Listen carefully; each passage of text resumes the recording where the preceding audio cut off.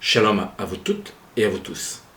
Il est de tradition, chez les juifs ashkénazes, de lire le livre de Kohelet, l'Ecclésiaste, au Shabbat Chol HaMoed de Sukkot. Comment expliquer cette apparente contradiction entre la fête de Sukkot, dénommée Zeman Simchatenu, le temps de la joie, et la lecture de Kohelet, l'Ecclésiaste, livre qui au contraire reflète la face pessimiste que l'on peut porter sur le monde. Comment donc concilier cette double lecture, l'une optimiste, l'autre pessimiste? Pour répondre à cette question, il nous faut lire attentivement Kohelet, l'Ecclésiaste. Le terme simcha, joie, y apparaît pas moins de 15 fois. 15, comme le nom de l'Éternel, Yah. Le sens donné à la joie dans le livre de Kohelet, Ecclésiaste, est généralement pessimiste. Amarti ani belibi lechana anasecha besimcha ur'eh betov hine gamhu havel. Je me suis dit à moi-même, allons, je vais te faire l'expérience de la joie, te donner du bon temps. Eh bien, c'est aussi vanité. Quand bien même la joie serait le lot de l'homme durant toute sa vie, à quoi bon devrait-il se réjouir? Car finalement, la mort mettra un terme à toute son œuvre. Le verset suivant vient renforcer cette vision pessimiste de la joie. L'isrok amarti meholal ul simcha mazeosa.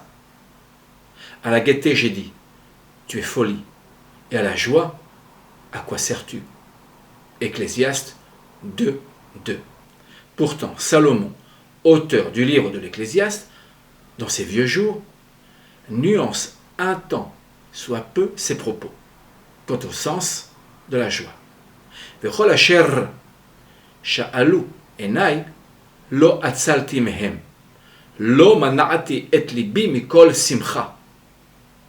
Ki libi sameach mikol amali, veze haya helki mikol amali. Et tout ce que mes yeux ont désiré, je ne les en ai pas privés. Je n'ai pas refusé à mon cœur aucune joie. Mais mon cœur étant joyeux de tous mes efforts, et c'était là le but de tous mes efforts. Ecclésiaste 2:10. Autrement dit, à côté de la joie hédoniste, passagère, éphémère, liée au plaisir matériel, il existe une autre forme de joie qui, plus profonde, se révèle à l'homme.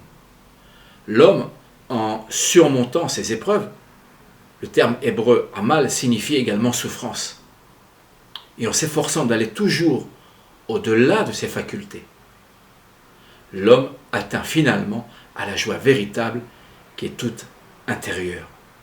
Seul le dépassement de soi apporte la joie de l'être. C'est l'expérience de la souffrance, de la blessure et de la brisure qui conduit à la gratitude et à la reconnaissance du bien, du bon et du beau. C'est en cela que Kohelet, l'Ecclésiaste, rejoint le sens de la fête de Sukkot.